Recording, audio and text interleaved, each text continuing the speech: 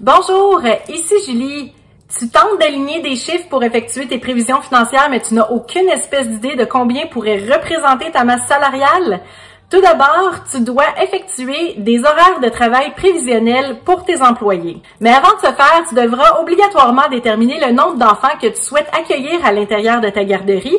Et non seulement ça, mais tu devras déterminer comment seront répartis les enfants à l'intérieur de ta garderie selon leur âge pour pouvoir déterminer le nombre de personnels éducateurs que tu auras besoin afin de respecter le ratio du ministère de la Famille. Garde en tête que tu auras un ratio de grâce de la part du ministère de la Famille pour les 5 premières années d'opération de ta garderie, qui est en fait de 1 personnel éducateur qualifié sur 3. Si jamais il y a moins de 3 personnels éducateurs à l'intérieur de la garderie, dont lors probablement des ouvertures et des fermetures, il faut absolument que la personne qui soit sur place soit qualifiée. Donc, évidemment, tu dois ouvrir et fermer avec un personnel éducateur qui est qualifié. Ensuite, tu devras déterminer le nombre d'heures que ton personnel effectuera chaque semaine. Est-ce que ça sera 28 heures, 32 heures, 35 heures ou encore 40 heures? Et est-ce que ces heures-là seront faites sur 4 jours ou 5 jours?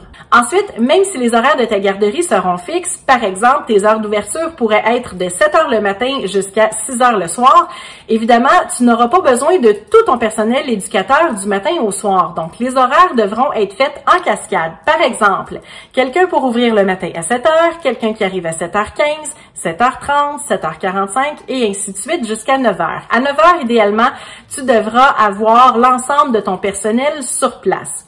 Les cascades peuvent être faites aux 15 minutes, aux 20 minutes, aux 30 minutes, selon ton souhait et éventuellement selon les besoins des parents de la garderie. Pour la fin de la journée, c'est pareil. Donc, le personnel éducateur quittera en cascade, normalement après la sieste et ou la collation, donc à peu près vers 3h, 3h30. Donc, ensuite de ça, les gens vont quitter soit aux 15 minutes, aux 20 minutes ou aux demi-heures. N'oublie pas d'y inclure une pause qui peut varier selon ta guise entre 30 et 60 minutes.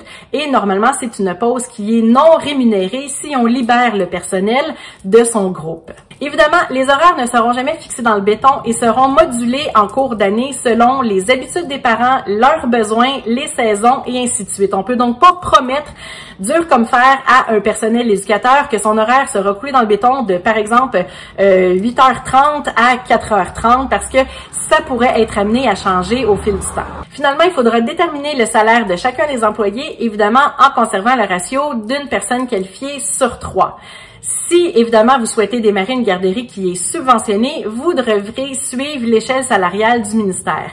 Si c'est pas le cas, si vous souhaitez démarrer une garderie en installation qui est non subventionnée, ce sera à vous, selon vos prévisions financières, de déterminer le salaire de chacun. Dernièrement, n'oublie pas d'inclure les employés qui vont effectuer la rotation, le remplacement des pauses, peut-être la cuisinière à la cuisine et ou quelqu'un qui va effectuer la désinfection des jouets et l'entretien ménager. N'oublie pas d'inclure un 15% additionnel sur ta masse salariale qui représente approximativement les DAS, donc les déductions à la source des différents organismes. Pour conclure, je te suggère fortement d'aller prendre connaissance des lois sur les normes du travail afin de t'assurer d'être en règle et de respecter toutes les réglementations qui entourent la CNESST.